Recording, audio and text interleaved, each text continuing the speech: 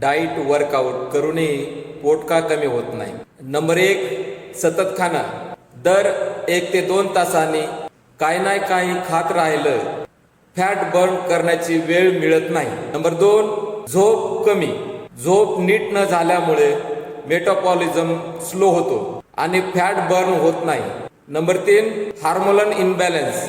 Thyroid, insulin, PCOD मुळे वजन वाढू शकते. नंबर 4, सतत तणावात राहणं. कार्टिसोल हार्मोन्स वाढल्यामुळे पोटाभोवती चरबी साठते. नंबर 5, चुकीचा आहार.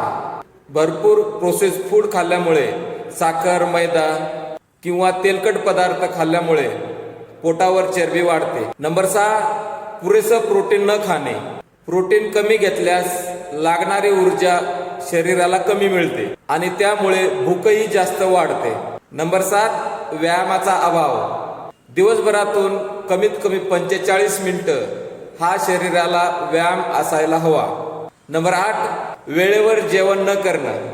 तुम्ही तुमच्या वेळेवर जेवण न केल्यास मेटाबॉलिझम स्लो होतो. नंबर 9, पाणी कमी पिणं. शरीर डिहायड्रेट झालं की फॅट बर्निंगची प्रोसेस कमी होते.